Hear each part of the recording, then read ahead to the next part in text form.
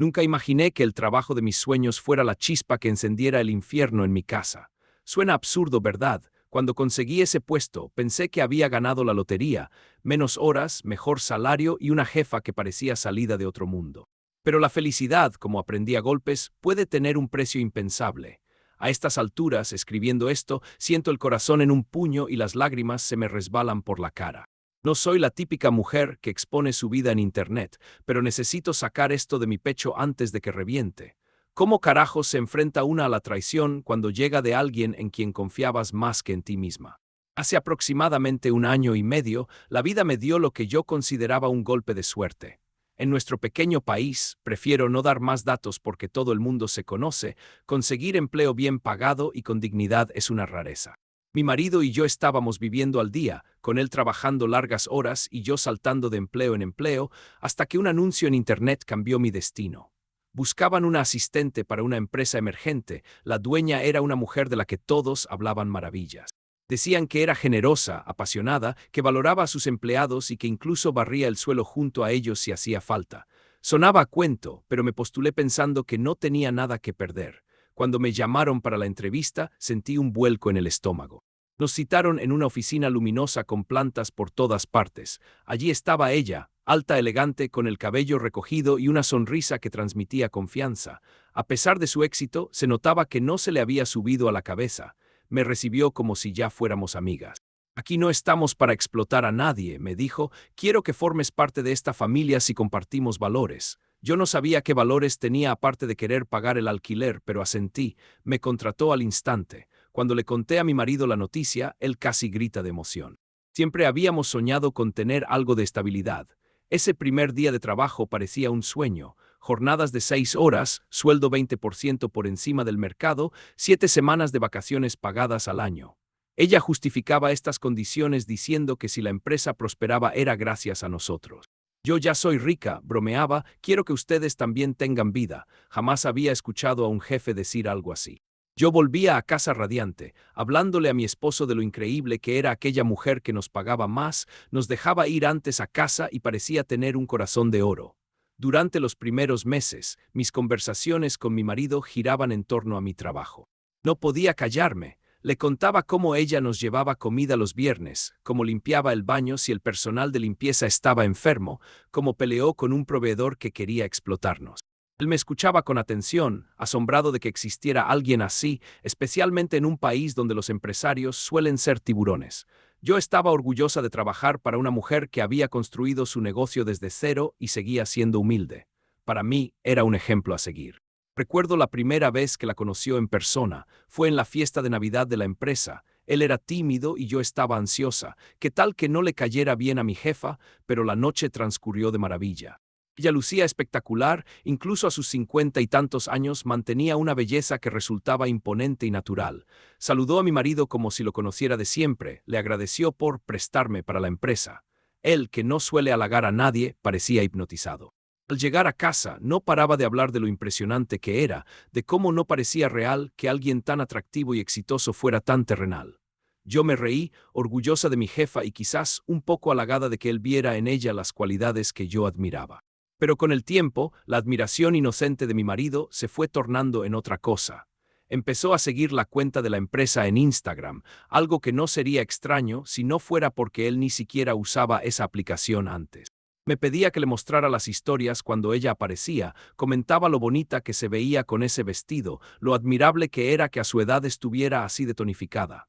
Al principio me pareció gracioso, pensé que él, como yo, se sentía inspirado. Jamás imaginé que esa curiosidad crecería hasta convertirse en obsesión. No supe exactamente cuándo empezó a inquietarme su fascinación. Tal vez fue la vez que vi cómo deslizaba las fotos de ella con una expresión que jamás había puesto al ver mis propias fotos. O quizá fue cuando, en una conversación trivial, mencionó que ella estaba divorciándose. Se lo había contado una colega del trabajo, yo no se lo había comentado porque no me gusta difundir chismes.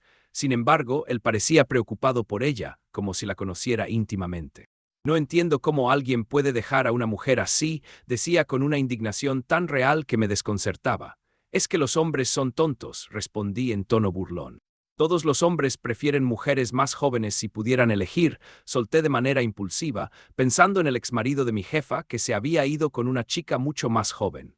Mi comentario provocó una discusión inesperada. Él se rió de mí, casi con desprecio, y dijo que solo los perdedores cambiaban a una mujer hecha y derecha por una niña. Me dolió su risa, pero no quise darle demasiada importancia. La tensión quedó flotando, un pequeño hilo que no nos atrevimos a romper del todo, pero que más adelante nos enredaría hasta estrangularnos. Pasaban las semanas y yo, sin quererlo, empecé a observarlo. Era casi imperceptible. Un suspiro cuando veía su foto, un brillo en los ojos cuando hablaba de ella, un silencio incómodo cuando yo mencionaba a la exesposa infiel.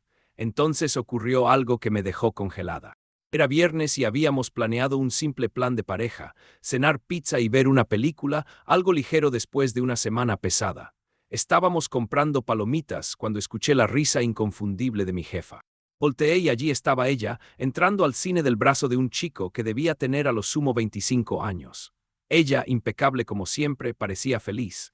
Mi corazón se alegró al verla sonreír, al pensar que después del trago amargo de su divorcio se estaba dando una oportunidad. Pero no había contado con la reacción de mi esposo.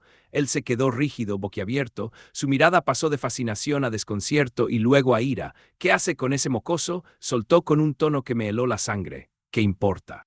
Respondí, tratando de restarle importancia y disfrutando de la sorpresa. Es su vida, pero él no podía procesarlo. ¿Quién es él? ¿Por qué está con alguien tan joven? No veía que era ridículo. Quiso acercarse a saludarla, como si fuera su amigo íntimo, como si tuviera derecho a interrogarla.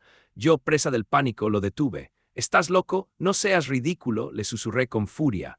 Él me miró con desesperación, como si yo estuviera impidiendo algo sagrado. Le pedí que se calmara, que no diera la nota. Se quedó quieto, pero yo vi en sus ojos una herida profunda. En la oscuridad del cine no me concentré en la película, mi mente corría por un laberinto de preguntas. Sentía sus manos temblorosas, su respiración agitada. ¿Por qué le molestaba tanto? ¿Por qué sentía celos del joven que la acompañaba? Cuando salimos me di cuenta de que él estaba revisando su Instagram. Como su cuenta era privada, él usaba la mía para ver sus historias. Lo vi trasteando con el teléfono, investigando al chico como si estuviera desenterrando un misterio. De repente soltó un suspiro de alivio. Es su sobrino, murmuró casi feliz. Me quedé atónita. Yo ni siquiera había pensado en saber quién era y él ya sabía su identidad. ¿Por qué haces esto? Le pregunté con la voz quebrada. ¿Por qué te importa tanto? No respondió. O mejor dicho, si respondió de la peor manera, es que alguien como ella nunca me voltearía a ver. Esa frase cayó como un hachazo. Sentí que se me rompía el pecho. Mi marido, el hombre que me había jurado amor eterno, estaba llorando porque su ideal de mujer, mi jefa, supuestamente no se fijaría en él. ¿Qué se supone que tenía que sentir? Lástima, envidia. Esa noche fue la primera en que lo saqué del cuarto. Lo empujé con todas mis fuerzas, cerré la puerta, me atrincheré con mi dolor. Él se quedó afuera, rogándome que no entendiera mal, que él me amaba, que yo siempre sería su chica. Pero entonces remató, no es como si ella me fuera a hacer caso. En otras palabras, si tuviera la oportunidad, lo habría hecho. Ahí me derrumbé, lloré hasta quedarme sin lágrimas. Él seguía ahí repitiendo que me amaba, que yo era su vida, hasta que se quedó dormido en el sofá. No dormí esa noche. En mi cabeza se repetían sus palabras como un eco maldito. Estaba enamorado de ella, era solo una fantasía. Yo era demasiado pequeña o corriente para él. Recordé todos nuestros años juntos, nuestras promesas, las veces que habíamos soñado con un futuro tranquilo. Las imágenes se mezclaban con la sombra de ella y la insinuación de que, si hubiera podido, me habría dejado. Pensé en confrontarlo al amanecer, pero cuando amaneció ya no me quedaban fuerzas. Me levanté, me preparé para el trabajo y fingí normalidad. Aquel día no pude concentrarme. Cada vez que escuchaba su risa desde el pasillo me retumbaban sus palabras. ¿Cómo podía admirarla y odiarla al mismo tiempo? Tenía que trabajar, no podía permitirme perder este empleo. Era nuestro sustento, nuestro proyecto. Sin embargo, la rabia me carcomía. Al llegar a casa, él me recibió con un ramo de flores y ojos rojos. Lo siento, dijo, no quise herirte, te amo. Lo de ella no sé, me confundí, eres tú a quien amo, pero podía creerlo. El simple hecho de que se sintiera menos, de que hablara de sí mismo frente a ella como un adolescente enamorado, me daba repulsión. Intentamos seguir adelante. Yo callé mis dudas, él evitó hablar de ella, pero la tensión era insoportable. Mi intuición me gritaba que algo no estaba bien. Empezamos a discutir por cualquier cosa, la cena, el gasto de la luz, la ropa sucia, pero el verdadero tema, su obsesión, quedaba suspendido como una nube. Pasó el tiempo y él dejó de mencionarla en voz alta, pero no dejó de seguirla en redes. Yo lo veía deslizando, stalkeándola con mi cuenta privada. A veces lo confrontaba, ¿todavía la sigues con mi cuenta? Él se reía incómodo. Es curiosidad, ya no significa nada. Yo asentía, pero por dentro ardía. La gota que colmó el vaso fue cuando, en una reunión familiar, mis primas empezaron a hablar de infidelidades. Una de ellas dijo, los hombres siempre preferirán a una veinteañera a una de nuestra edad. Yo, un poco borracha, comenté, sí, incluso mi marido preferiría a mi jefa si pudiera. Él me fulminó con la mirada. Al llegar a casa me dijo que yo era una ridícula y que debía dejar ese tema. Se disculpó, se justificó, me abrazó, pero el daño ya estaba hecho. Mi confianza estaba rota. 3 semanas después de la noche del cine, le pedí que nos separáramos. Mis amigas me tildaron de exagerada, mi familia me dijo que no hiciera dramas, pero yo sentía que mi corazón se partía. No podía seguir viviendo con la sombra de otra mujer entre nosotros, por más que él insistiera en que solo era admiración. Le expliqué que necesitaba espacio, que fuéramos a terapia de pareja para intentar salvar lo nuestro. Él aceptó, aunque se mostraba confundido. Estás haciendo una montaña de un grano de arena, decía. Aún así, se mudó temporalmente con su hermano y empezamos las sesiones. Las primeras semanas de terapia fueron esperanzadoras. Hablamos de nuestras infancias, de nuestros proyectos, de por qué elegimos estar juntos. Él se mostró participativo, cariñoso. Lloró en una sesión cuando dijo que me amaba. Yo también lloré pensando que quizás el monstruo de los celos era imaginario, pero luego empezó a desinflarse. Una vez no llegó porque tenía mucho trabajo, otra vez canceló una hora antes, empezó a dejar de llamarme, de escribirme. Las charlas se volvieron un monólogo en el que yo suplicaba por su atención y él cambiaba de tema.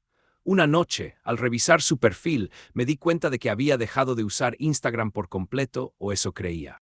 Porque un día, por accidente, vi una historia publicada por su hermano. Era él, mi marido, cenando con alguien. Se veía su mano sosteniendo la de una mujer. La capturadora había tapado su rostro, pero había algo en esa mano, en esa pulsera sentí que el estómago se me volteaba. No pude contenerme, le escribí ¿qué mierda es esto? Al día siguiente él me llamó aterrado, no arruines esto para mí, repetía una y otra vez. ¿De qué hablas? Respondí temblando. Él se tomó un largo respiro y al final lo soltó, no le digas a ella que fuimos esposos, piensa que soy un hombre separado pero no sabe que trabajas para ella, no arruines esto para mí, nunca he sido tan feliz, no entendí al principio. Tenía 1000 piezas desperdigadas y ninguna encajaba. Él hablaba de una mujer, de que no quería que yo le contara de nuestra historia y luego me golpeó la realidad como un ladrillo, la mujer de la foto era mi jefa. Él estaba saliendo con mi jefa. Lo que yo había sospechado, temido, imaginado, finalmente era real. El hombre que había jurado que yo era su prioridad, el que se quejaba de que ella era inalcanzable, la había alcanzado. Al parecer, coincidieron en una app de citas. Él decía que fue el destino, que yo no tenía derecho a juzgarlo porque fui yo quien pidió la separación. El destino, mi destino se derrumbaba y él hablaba de magia. La revelación fue tan dolorosa que no sé cómo no me desmayé. Lloré, grité, tiré cosas. Él no dejaba de suplicarme que guardara silencio. Ella no sabe que soy tu marido ni que tú eres su empleada. Démosle tiempo, déjame contarle yo cuando esté listo, rogaba. Yo quería vomitar. ¿Cómo había llegado aquí? Cómo el hombre que conocí en la universidad, que me sostenía la mano en los conciertos, se había convertido en un extraño capaz de herirme así. Pasé un fin de semana en modo zombie. Miraba el techo, lloraba, hablaba sola, sentía que me volvía loca. Pensé en dejar mi trabajo. Pensé en ir a su casa y enfrentarla, pensé en tirarme a la calle y gritar. Mis amigas, cuando les conté, me dijeron que no exagerara. Quizás solo es un pasatiempo, decían, o un acto de rebeldía porque tú lo rechazaste. Mi madre se encogía de hombros. Si la vida te dio ese trabajo, no lo abandones. Y si él te engaña, al menos que no te deje sin empleo. Nadie parecía entender el huracán dentro de mí. No era solo la traición amorosa, era la traición profesional, era la humillación. Cómo seguir trabajando con una mujer que se acuesta con el hombre que me rompió el corazón, cómo mirarla a los ojos, cómo no detestarla así, aunque no lo supiera, se estaba metiendo en mi hogar. Al final, mis dos demonios se enfrentaron, el demonio de la dignidad y el demonio del miedo. Por un lado, estaba mi dignidad rota, diciéndome que al menos debía irme con la cabeza alta, que la vida me daría algo mejor. Por otro lado, estaba el miedo real, necesitaba ese sueldo. Gracias a ese trabajo habíamos comprado muebles nuevos, habíamos podido viajar, pagar deudas. Sin él volvería a la precariedad, y paradójicamente seguir en ese trabajo me acercaba a ella, la mujer que ahora era su novia. Era un círculo vicioso. Decidí quedarme, tenía que pagar la renta, Tenía que comer. No había otro empleo que me diera 7 semanas de vacaciones y horarios flexibles para sacar adelante mi sanidad mental. Así que seguí yendo, fingiendo indiferencia, portándome como una robot. Evité cruzarme con ella. Me dediqué a la computadora, a los informes, a los clientes. Creí que ella jamás se daría cuenta. Después de todo, ¿quién soy yo para ella? Una empleada más entre 30. Sin embargo, la vida no permite que los secretos se escondan por siempre. Un lunes por la mañana, mientras revisaba correos, una compañera me llamó la atención. Oye, mira esto. Era la cuenta de un gimnasio cercano. Subían una foto de mi jefa, sudorosa pero radiante, posando con varios atletas. Me sobresaltó ver a mi marido en el fondo de la imagen. No lo conocía a nadie allí, pero yo sí. Había estado yendo al gimnasio al otro lado de mi trabajo sin decírmelo. ¿Por qué? Para estar cerca de ella, mi sangre se calentó. Esa tarde comí apenas un par de bocados. Mi jefe principal, la mujer que alguna vez idolatré, pasó por mi lado y me preguntó si estaba bien. Sí, estoy bien, respondí. Sentí ganas de vomitar. Debía decirle, confesarle que su nuevo amante era mi esposo, delatarlo. Una amiga me dijo, si le dices lo pierdes todo. Si no le dices, corres el riesgo de perder tu salud mental. Así que decidí hablar con ella. No sabía cómo, ni cuándo, ni qué iba a decir. Solo sabía que debía sacar la verdad de mi pecho. Esperé a que terminara su almuerzo y me acerqué a su oficina con el corazón en la boca. Toqué la puerta y ella me invitó a pasar. ¿Qué pasa?, preguntó tranquila, sin sospechar que yo estaba a punto de destruirle un sueño. Cerré la puerta, respiré y empecé. No sé cómo no me eché a llorar desde la primera palabra. Me senté frente a ella, miré el suelo y empecé a hablar. Le conté todo, cómo había amado mi trabajo desde el primer día, cómo la había admirado, cómo esa admiración se contagió a mi marido. Le dije que al principio era puro orgullo, pero que después se volvió obsesión. Le describí la noche del cine, cómo él había reaccionado como un niño celoso. Le confesé que la idea de ella con otro lo volvía loco y yo no entendía por qué. Le hablé de nuestras peleas, de nuestro intento de terapia, de la separación. Le dije que no venía a buscar consuelo ni a acusarla, sino a contarle la verdad porque, según mi marido, ella no sabía quién era él. Desde hace 6 semanas sale contigo, le dije, temblando. Y yo no puedo seguir guardando esto. Sería injusto para ti si no supieras que él, de alguna manera, te conoce desde hace más de un año, que ha seguido tu vida a través mío. Ella me escuchó en silencio, no parpadeaba. Yo no podía mirarla, tenía miedo de ver odio o burla en sus ojos, hasta que mencioné lo del app de citas. Me dijo que se encontraron en Bumble, yo no sabía que existía esa app hasta ahora. Pensé que era verdad, pero creo que no, añadí. Fue entonces cuando ella interrumpió. No, dijo con voz firme, no lo conocí en Bumble, lo conocí en el gimnasio. Ha estado en mi gimnasio por casi un año, siempre a las 6 de la mañana. Nunca me dijo que era tu marido. Es más, ni siquiera sabía que tenía esposa. Mi mundo se detuvo. Él llevaba un año entrenando enfrente de mi oficina sin contármelo. Me había mentido sobre ir al gimnasio cerca de la casa solo para estar cerca de ella. Era peor de lo que creía. No se trataba de un encuentro casual en una app. Era acecho. Yo sentí náuseas. Me disculpé por traerle esto a su vida, por ser la mensajera del desastre. Le dije que la decisión era suya, que yo solo quería que supiera. Ella me agradeció, me dijo que lo sentía por lo que estaba viviendo y me dejó ir. Al día siguiente, ella me llamó a su oficina otra vez. Quiero que sepas que he terminado esa relación, me dijo, sin rodeos. No quiero que sientas que estás trabajando en un lugar donde te humillan. También quiero que sepas que esto no afectará tu puesto ni tu salario. Lamento la situación. Si necesitas tiempo libre, tómalo. Si necesitas hablar con alguien, te consigo un psicólogo. Yo asentí, mordiéndome los labios para no romperme en su oficina. Le agradecí, salí y me metí en el baño a llorar. Pero los secretos, una vez que salen, no dejan de dar coletazos. Esa misma noche, cuando llegué a casa, mi marido estaba allí, me estaba esperando. Tenía los ojos hinchados, la voz rota. Llevaba días sin verme, pero no me abrazó ni me pidió perdón. Lo primero que dijo fue, ¿cómo pudiste? Me llamó amarga, resentida, vengativa. Dijo que yo había arruinado su felicidad. Que había encontrado a la mujer perfecta y que ahora ella pensaba que él era un acosador. Me rogó que le ayudara, que le dijera que él no era peligroso, que yo nunca me había sentido amenazada por él. Me pidió que intercediera por él. Escucharlo suplicando por una relación que construyó a mis espaldas fue como ver a un desconocido. ¿Te importa cómo me siento?, pregunté. Él me miró confundido. Claro, pero ya no somos pareja. Tú quisiste la separación. La gente se enamora y se desenamora, no es culpa de nadie. Me quedé muda. Yo había pedido una pausa para respirar y él la había interpretado como vía libre para iniciar una nueva vida con la mujer que admiraba. Con mi jefa, Nada tenía sentido. Yo quería gritar, golpear, retroceder el tiempo. Pero lo único que pude hacer fue decirle que iniciaríamos el divorcio y que no quería volver a hablar con él a menos que fuera a través de abogados. Esa noche, mi casa se sintió más fría que nunca. La cama me quedaba enorme. Las paredes parecían susurrar su nombre. Durante horas me pregunté cómo había llegado aquí. Recordé cuando nos conocimos en la universidad, cuando corrimos bajo la lluvia para no perder el autobús, cuando nos mudamos juntos por primera vez a un departamento pequeño donde el techo goteaba. Recordé nuestros planes de tener hijos, de comprar una casa, de viajar al sur. Recordé cómo me tomaba de la mano en las noches de ansiedad y me decía que todo estaría bien. ¿En qué momento cambiamos? ¿En qué momento la admiración por mi jefa se volvió obsesión? Fui yo la culpable por hablar tanto de ella. Al presumirla, la presenté como un trofeo que él deseaba poseer. Me di cuenta de algo. Durante mucho tiempo había idealizado a mi jefa y a mi trabajo. Ella era la mujer perfecta que me pagaba bien y me trataba con respeto, el escape de una vida mediocre. Y tal vez también la idealicé porque la veía como el símbolo de lo que quería ser, independiente, fuerte, libre. Mi marido no solo se enamoró de ella, se enamoró de lo que representaba. Él, que siempre se sintió estancado, vio en ella la posibilidad de un ascenso social, de nuevas conexiones, de un reflejo de sí mismo como hombre exitoso. Yo, sin querer, había alimentado esa fantasía, lo había puesto en bandeja.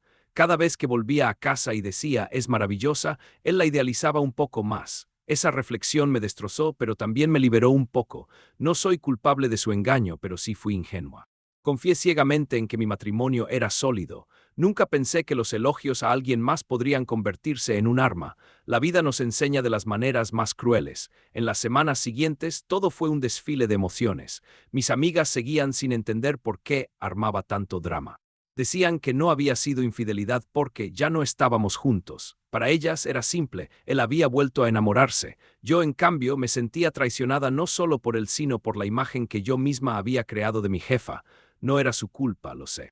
Ella no sabía nada, pero el dolor es irracional. Había momentos en que la odiaba, en que pensaba que se merecía sufrir. Otros momentos la compadecía porque ella también había sido engañada. Y en otros sentía un vacío enorme, como si ya nada en la vida tuviera sentido. Seguí trabajando allí, pero la dinámica cambió. Ella era amable, pero distante. Supongo que se sentía incómoda. Después de todo, yo había sido la voz que derrumbó su corta felicidad. Mis compañeros susurraban a mis espaldas, pero nunca a la cara. El ambiente se volvió tenso. Cada vez que veía a una pareja por la calle, me daban ganas de vomitar. Cada vez que alguien mencionaba la palabra amor, mi corazón se encogía. Empecé a tener ataques de ansiedad. Dejé de comer, de dormir. Mi madre me dijo que buscara ayuda profesional. Así que acepté la terapia individual que mi jefa me había ofrecido. Era irónico, la mujer que había salido con mi marido ahora estaba pagando mi psicólogo, pero necesitaba hablar con alguien que no me juzgara. En terapia lloré hasta quedarme sin voz. Hablé de mis miedos, de mis inseguridades. Descubrí que en el fondo siempre había temido no ser suficiente para mi marido. Nunca me consideré bonita, ni inteligente, ni divertida. Siempre me comparé con las demás. Cuando él se enamoró de otra, sentí que se confirmaban mis peores temores. La terapeuta me enseñó a no cargar con culpas que no son mías. Me recordó que el amor propio no se construye con la mirada de otro. Me ayudó a perdonar, no por él, sino por mí. Han pasado meses desde que escribí por primera vez mis pensamientos en un foro anónimo. Desde entonces mi vida ha cambiado. Presenté el divorcio y él lo aceptó sin pelear. No hemos vuelto a vernos. Escucho rumores de que se mudó a otra ciudad, de que está trabajando en otra empresa. No sé nada de su vida y aunque me carcome la curiosidad, prefiero no averiguarlo. La última vez que habló conmigo fue para pedirme un favor, que hablara bien de él con nuestra jefa. No soy un acosador, repetía. Yo guardé silencio. No era mi problema limpiar su reputación. Decidí priorizar mi paz mental. En cuanto a mi jefa, nuestra relación laboral sigue, pero ya no es la misma. Hay una barrera invisible entre nosotras. Aunque me ha demostrado que valora mi trabajo, aunque me ha apoyado con el psicólogo, sé que yo le recordé un engaño. Ella también fue víctima. Espero que un día podamos vernos como aliadas, no como rivales que un hombre puso en una posición absurda. En terapia aprendí a no depositar toda mi identidad en un trabajo ni en una pareja. Aprendí a escuchar mi intuición y a hablar cuando algo me incomoda. Aprendí que la admiración puede convertirse en obsesión si no se maneja. Y aprendí sobre todo que el dolor no dura para siempre, aunque en el momento parezca un abismo. Ahora, mientras escribo estas líneas finales, siento una mezcla de tristeza y alivio. Tristeza porque perdí a quien creía el amor de mi vida y porque la persona que admiraba se convirtió, sin quererlo, en un símbolo de mi dolor. Alivio porque ya no tengo que fingir que todo está bien. Puedo llorar, gritar, odiar y luego sanar. Puedo reconocer que soy humana, que cometí errores y que merezco amor, aunque me hayan fallado. Quisiera terminar esta historia con una moraleja o con una frase que lo arregle todo, pero la vida no es un cuento. A veces simplemente ocurren cosas horribles y no tienen sentido. A veces los villanos no son malvados y los héroes no son perfectos. A veces nos enamoramos de la persona equivocada o idealizamos a quien no debemos. Lo único que puedo decir es que, si estás leyendo esto y sientes que tu mundo se derrumba, no estás sola. Se puede salir del otro lado, aunque ahora todo parezca oscuro. Mi historia es larga, desordenada, como la vida misma, pero si algo he aprendido es que no hay que callar. Contarla me ha liberado un poco. Y quién sabe, quizás alguien al otro lado de la pantalla encuentre en estas palabras un reflejo o una advertencia. Gracias por leer. A pesar de que pensaba que había dicho todo lo que tenía que decir, descubrí que la historia seguía resonando en mi interior. Es como cuando cuentas algo a tus amigas y mientras lo narras, emergen detalles que no habías procesado. La mente es un laberinto, y me di cuenta de que para entender del todo lo que pasó, debía mirar aún más atrás y hacia adelante, hurgar en la raíz de nuestro amor y en lo que vino después. Tal vez así, compartiendo hasta los recovecos más oscuros y luminosos, encuentre una paz más duradera. Recuerdo con exactitud el día que conocí a mi esposo. Era una tarde de otoño en la universidad. Llevaba una mochila llena de libros prestados y estaba peleando con una máquina expendedora que se negaba a entregarme un café. Él apareció con una sonrisa y una moneda extra. Parece que necesitas un héroe, me dijo, bromeando. Nos reímos, compartimos esa taza de café aguado y conversamos sobre literatura latinoamericana. Me gustó su manera de hablar, pausada y respetuosa, y cómo escuchaba mis opiniones como si fueran importantes. Yo venía de una familia donde las mujeres solían ser ignoradas, así que su atención fue un bálsamo. Era un chico delgado, con los ojos llenos de sueños. Estudiaba ingeniería, yo estudiaba ciencias sociales. Éramos muy distintos, pero conectamos de inmediato. Empezamos a vernos en la biblioteca, en eventos universitarios, luego en citas improvisadas. Hablábamos de todo, de nuestros profesores favoritos, de la política, de la música. Salíamos a caminar cuando no teníamos dinero y nos sentábamos en plazas a inventar historias sobre las personas que pasaban. Un día, bajo una lluvia torrencial, perdimos el autobús que nos llevaba a casa. Nos refugiamos en un portal y allí, calados hasta los huesos, me besó por primera vez. Sentí que el mundo se detenía. A partir de ese momento, la vida se convirtió en un proyecto común. Rentamos un apartamento diminuto con paredes que se descascaraban, nos repartíamos los gastos, hacíamos malabares para pagar la universidad. Dormíamos en un colchón en el suelo y cocinábamos pasta una y otra vez porque era lo más barato. A pesar de la precariedad, éramos felices. Teníamos juventud, sueños y la certeza de que nos teníamos el uno al otro. Nos casamos en una ceremonia sencilla en el patio de su abuela. Yo llevaba un vestido de segunda mano que arreglé yo misma con la ayuda de mi hermana. Él me miraba como si fuera la mujer más hermosa del mundo. Mis padres lloraban, sus amigos nos lanzaban arroz y nosotros nos prometíamos cuidar del otro en la salud y en la enfermedad, en la abundancia y en la escasez. Fueron votos que pronunciamos con convicción, sin imaginar que la escasez llegaría primero que la abundancia. Los años siguientes fueron una montaña rusa, trabajos temporales, becas de posgrado, proyectos fallidos. Nos apoyamos mutuamente. Él fue mi roca cuando tuve una crisis de ansiedad durante mis exámenes finales, yo lo animé cuando perdió su primer empleo. Siempre pensábamos que lo peor estaba detrás de nosotros, que la estabilidad vendría con el tiempo. Cuando conseguí el trabajo con mi jefa, sentí que por fin el universo nos sonreía. El entorno era fresco y casi utópico en comparación con otros lugares en los que había trabajado. La oficina tenía plantas en cada esquina, paredes de colores vivos, mesas donde podías tomar café gratis, sillas cómodas y una pequeña biblioteca a disposición de los empleados. Cada lunes mi jefa organizaba una breve reunión en la que nos preguntaba cómo estábamos, más allá del trabajo. Si alguien tenía un problema personal, ella escuchaba y proponía soluciones flexibles, cambiar turnos, teletrabajar, acompañar al médico. ¿Quién hace eso? Una vez, uno de mis compañeros tuvo que hacer un viaje de emergencia para cuidar de su padre enfermo. Ella no dudó en darle todo el tiempo necesario y además siguió pagándole su salario completo. En otras empresas lo habrían despedido. El trabajo en sí era intenso, pero la cultura lo hacía llevadero. Nos asignaban proyectos desafiantes y nos daban la libertad de proponer ideas. Yo me encargaba de coordinar eventos y gestionar comunicaciones internas. Me gustaba sentir que cada cosa que hacía tenía un impacto directo. Un día organicé una feria de salud para todos los empleados. Otro, monté una exposición de fotografías tomadas por nosotros. Ver a mis compañeros compartir sus pasiones más allá de la oficina me llenaba el alma. En los almuerzos nos sentábamos juntos, reíamos, hablábamos de series, de la política del país, de los niños de quien los tenía. Era una pequeña comunidad. Mi jefa comía con nosotros cuando tenía tiempo, preguntaba por nuestras familias, contaba anécdotas de cuando comenzó el negocio en su garaje. Su origen humilde nos daba esperanza. Pero, como en todo, había momentos tensos. Los proyectos se acumulaban, había fechas límite que nos hacían sudar, clientes difíciles. El esposo de mi jefa, antes de divorciarse, intentó intervenir en la empresa y nos exigió resultados imposibles. Aquello generó un ambiente de incertidumbre. Un día se presentó en la oficina exigiendo recortes de gastos. Propuso, con frialdad, reducir nuestros salarios y quitarnos semanas de vacaciones. Recuerdo la reunión de aquel día. Los empleados, pálidos, mirábamos a nuestra jefa, buscando una señal. Ella permaneció en silencio unos segundos, luego golpeó la mesa y dijo: «Mientras yo esté aquí, nadie les quitará lo que les prometí». Hubo un aplauso. Algunos lloraron. Días después supimos que estaba peleando en el juzgado para recuperar la propiedad total de la empresa. Todos nos sentimos leales a ella. Era más que una jefa, era una líder. A medida que el clima laboral se volvía más intenso, mi marido se mostraba más interesado en cada detalle que contaba.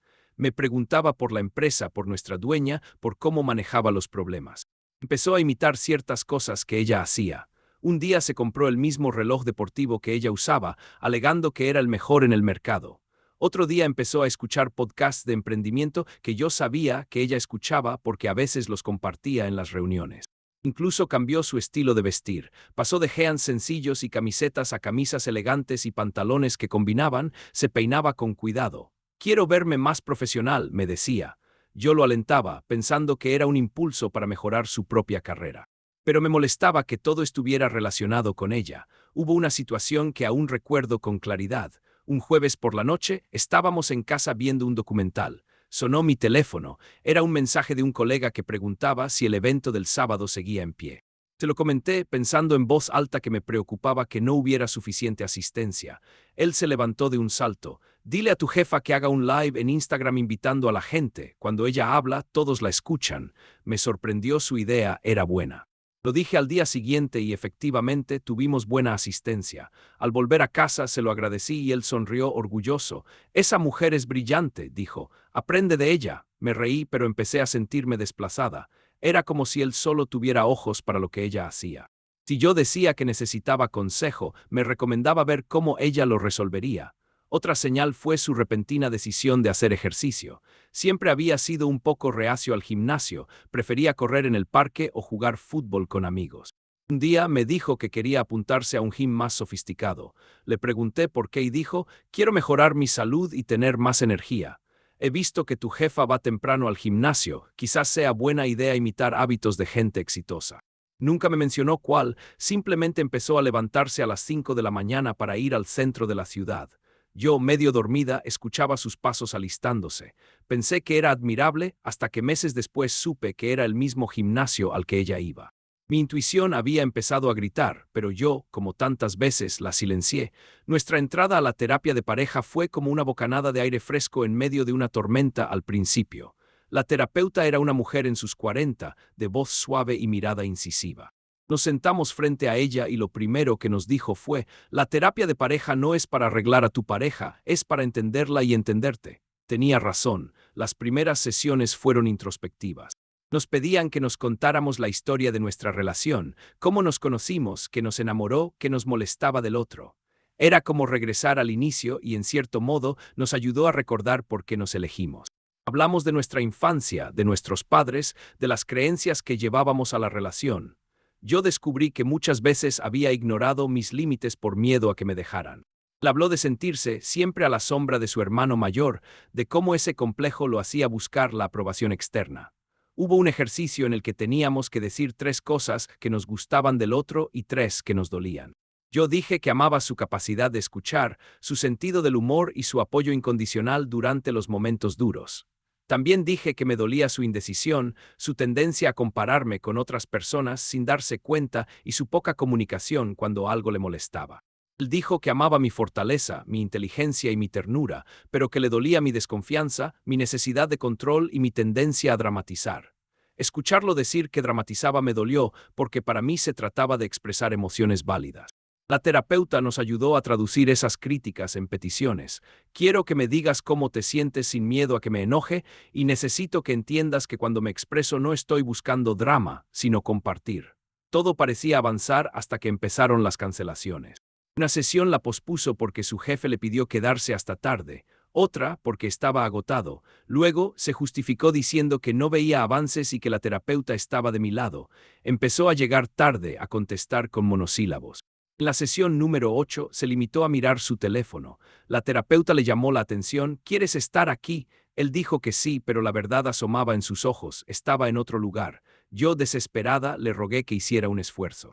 La sentía, pero era un sentimiento vacío. Empezó a desaparecer en la terapia como había desaparecido en nuestra casa. Yo hablaba, lloraba, gritaba. Él se veía neutral. La terapeuta dijo que a veces la indiferencia es una forma de violencia pasiva. Él negó que fuera así. Estoy cansado, repetía.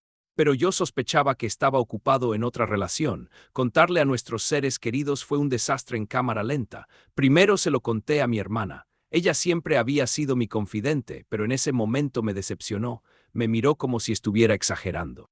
Isis, a veces los hombres admiran a alguien y ya, no te lo tomes tan a pecho, dijo. Me sugirió que me arreglara más, que lo sedujera, que le hiciera recordar lo que valía yo. Me sentí ofendida. Tenía que pelear por mi propio marido, competir con otra mujer. Le conté a mi madre y me respondió que los hombres siempre serían hombres, pero que no por eso debía dejarlo ir. ¿Tú crees que tu padre no me miraba torcido a otras? Claro que lo hacía, pero aquí estamos, me dijo, como si su resignación fuera un consejo. Mi abuela, más pragmática, me abrazó y me susurró, no se juega con el pan de los hijos. Si él se va, que se vaya solo, pero no pierdas ese buen trabajo. Es tu seguro de vida. Me dolió que nadie hablara de mis sentimientos.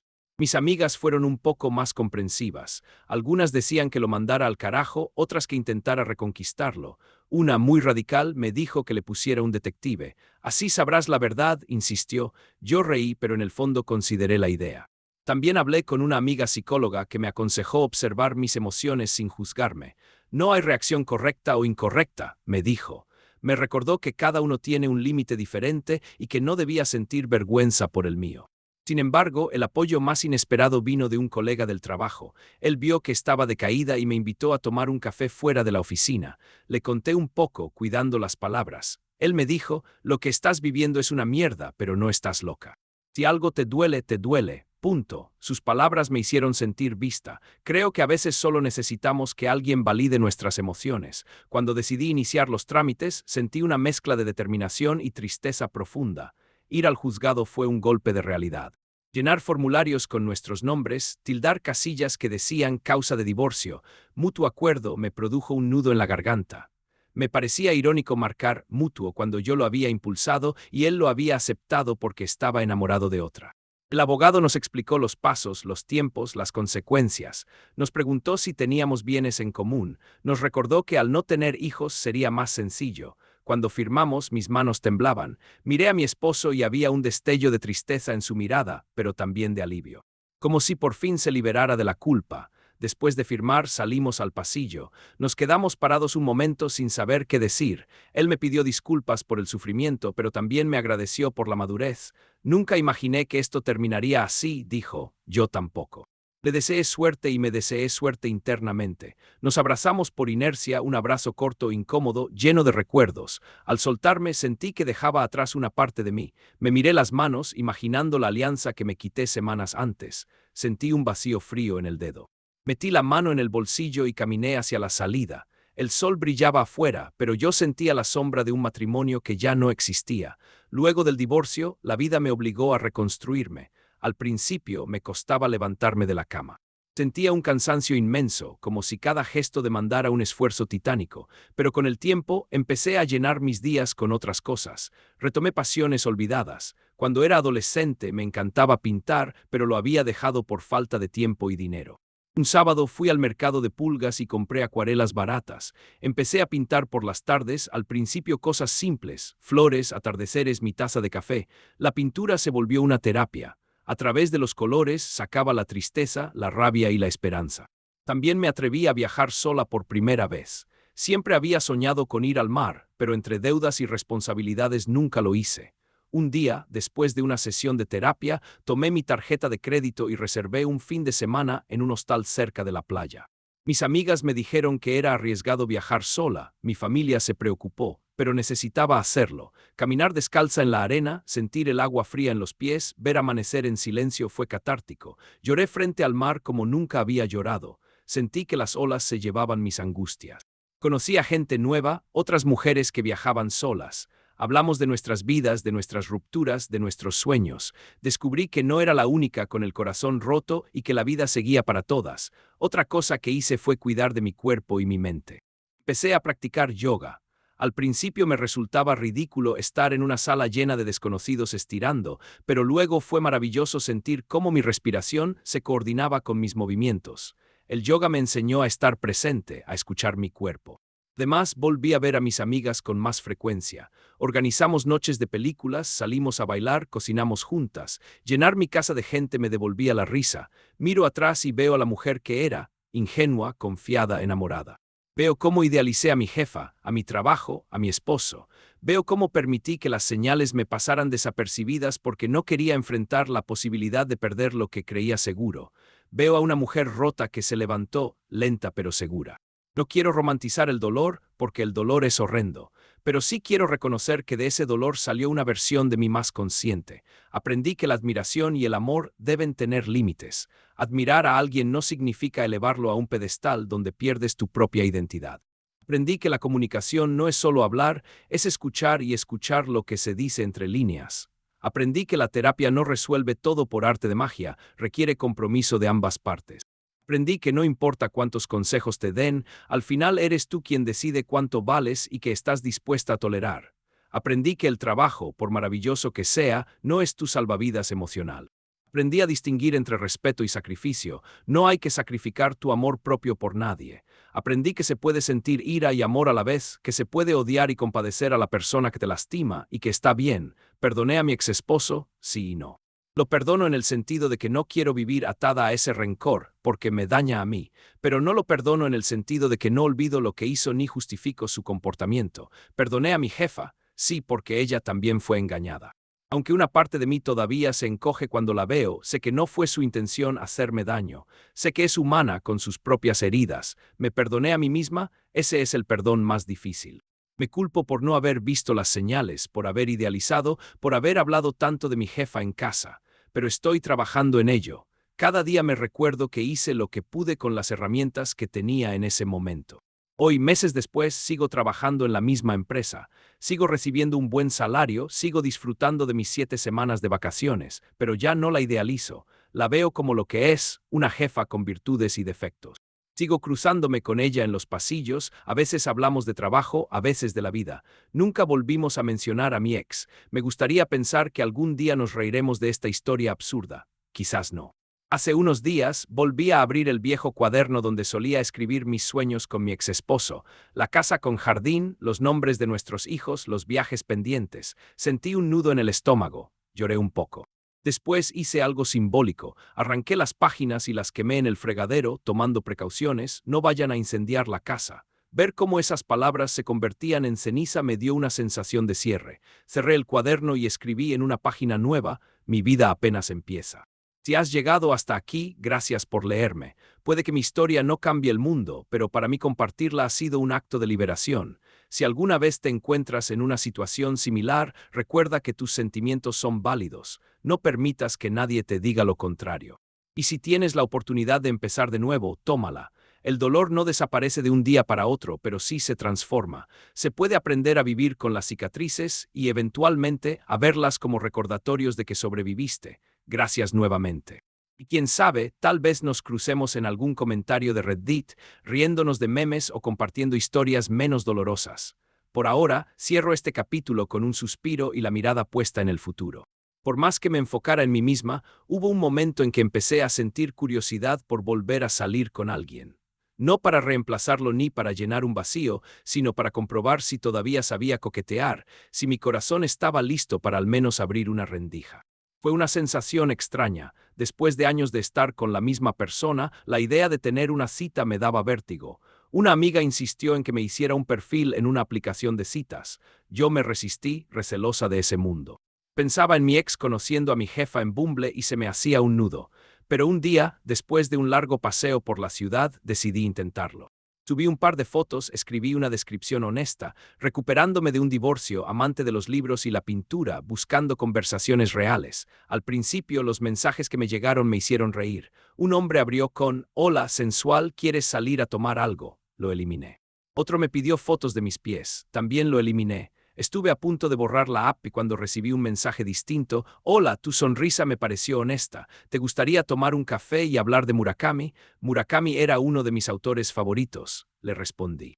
Cruzamos un par de mensajes. Descubrí que era profesor de música, que tenía 2 gatos y una relación conflictiva con su familia. Decidimos vernos un sábado por la tarde. La cita fue en una cafetería con plantas colgantes y música suave. Al principio me sentí torpe, como si estuviera en una entrevista. No sabía cómo sentarme, qué decir primero. Él se dio cuenta y me dijo: «Hace tanto que no salgo con alguien que estoy igual de nervioso». Eso me relajó. Hablamos de libros, de películas, de nuestros traumas familiares. Me atreví a contarle que estaba divorciada, que mi ex se había enamorado de mi jefa. Él se sorprendió, hizo un gesto de incredulidad y dijo que eso parecía una trama de serie. Nos reímos. La conversación fluyó. Al final caminamos por la plaza y nos despedimos con un abrazo. Sentí mariposas, pero también sentí miedo. ¿Y si se volvía otra obsesión? ¿Y si me lastimaba? Me recordé a mí misma que no tenía que precipitarme. Podía ir lento, escuchar mi intuición.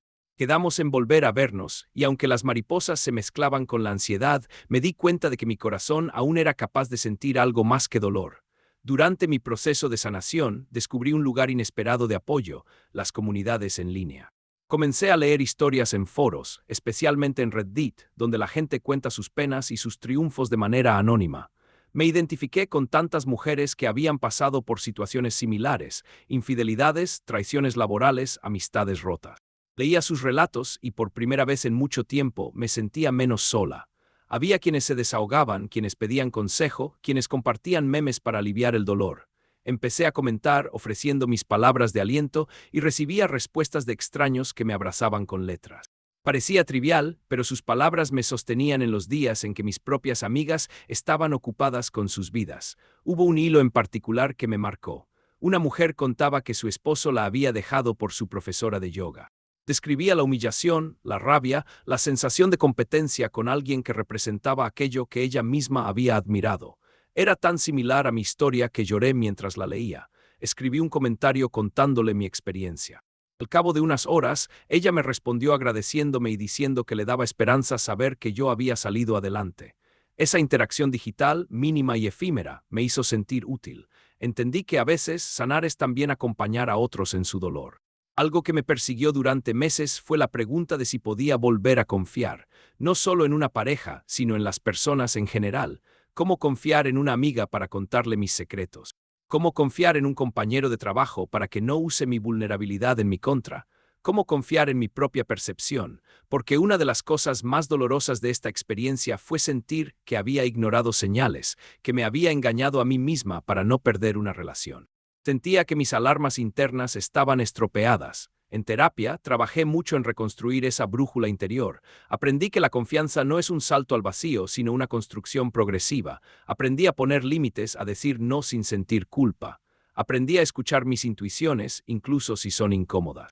Por ejemplo, en mi primera cita después de divorciarme, había momentos en que mi intuición me decía: «Esto va demasiado rápido». En el pasado, habría ignorado esa voz por miedo a parecer distante. Esta vez la escuché y marqué mi propio ritmo. Le dije al chico que necesitaba tiempo. Si él no podía manejar eso, no era para mí. Afortunadamente lo entendió. Su reacción fue una prueba. Me demostró que podía respetar mis límites. Cada pequeño acto así, cada vez que me elegía a mí misma, fortalecía mi autoestima. También reflexioné sobre la autoestima y cómo se había visto afectada por la comparación constante. Durante un tiempo, me vi al espejo y me pregunté por qué mi marido había preferido a mi jefa. Empecé a enumerar mis supuestas fallas. No era tan alta, no tenía su experiencia, no era tan sofisticada. Eran pensamientos venenosos. Con ayuda de la terapeuta los enfrenté. Hice una lista de mis cualidades, de mis logros. Me recordé que el valor de una persona no se mide por la opinión de otra. Me recordé que los actos de otros hablan más de ellos que de uno. Me repetí eso cada mañana, incluso cuando no lo creía del todo. Poco a poco esas palabras se fueron haciendo realidad. Algo curioso que sucedió durante este proceso fueron los sueños. Tuve sueños vívidos, casi cinematográficos, que parecía escribir un guionista de drama. En uno, mi jefa y yo estábamos en un ring de boxeo, vestidas con guantes y pantalones cortos. Nos mirábamos con odio y al mismo tiempo con compasión. Entonces, en mitad del combate, aparecía mi marido vestido de payaso, riéndose. Nos deteníamos, lo mirábamos y comenzábamos a reír. Me desperté confundida, pero después entendí. Mi inconsciente estaba procesando el absurdo de la situación, dándome la licencia de reírme de la tragedia. En otra ocasión, soñé que mi ex y yo estábamos en la universidad, sentados en la máquina expendedora donde nos conocimos. Él me daba la moneda y me decía, parece que necesitas un héroe. Yo le respondía, no gracias, me basto sola. Me desperté con lágrimas de alivio. Mi mente se estaba sanando, reescribiendo los recuerdos. Claro, también tuve pesadillas en las que él me pedía perdón y yo volvía a caer. Soñaba que teníamos hijos y que él se iba con otra. Me despertaba sudando, temblando, pero cada vez eran menos frecuentes. Una tarde, meses después del divorcio, estaba en el supermercado escogiendo tomates cuando escuché una voz conocida decir mi nombre. Me giré y allí estaba él, mi exmarido. Vestía casual, tenía ojeras. Por un momento mi corazón se aceleró. Recordé todo el dolor, todo el amor, toda la confusión. Pero también recordé mis avances, mis límites, mi nueva vida. Él sonrió tímidamente y me preguntó cómo estaba. Le dije que bien, que andaba ocupada con el trabajo y mis proyectos personales. Me preguntó si seguía en la empresa. Asentí. Le devolví la pregunta. Me contó que estaba trabajando en un proyecto propio, que había aprendido de sus errores. Me pidió disculpas otra vez. Esta vez lo miré a los ojos y le dije, te perdono, pero no olvides lo que aprendimos de esto. Le deseé lo mejor. Nos despedimos con un apretón de manos. Salí del supermercado temblando, pero con una sensación de cierre que no había esperado. Fue una pequeña victoria. Pude mirarlo sin derrumbarme, podía seguir adelante. Con el tiempo empecé a construir nuevos sueños, ya no compartidos con él, sino míos. Pensé en estudiar algo nuevo, quizás un posgrado o un curso de arte. Investigué becas, me inscribí en clases en línea de historia del arte. La emoción de aprender algo nuevo me devolvió la chispa. También empecé a ahorrar para comprar mi propio apartamento, por pequeño que fuera, quería un lugar que fuera solo mío. Abrí una cuenta de ahorros y cada vez que cobraba, depositaba una parte. Mis amigas se burlaban de que me había vuelto tacaña, pero yo sabía que estaba invirtiendo en mi independencia. También adopté una gata de un refugio. La llamé Frida en honor a Kahlo porque había visto una exposición de su obra y me había inspirado. Frida llenó mi apartamento de maullidos y pelos, pero también de alegría. Llegar a casa y escucharla ronronear me hacía sentir acompañada.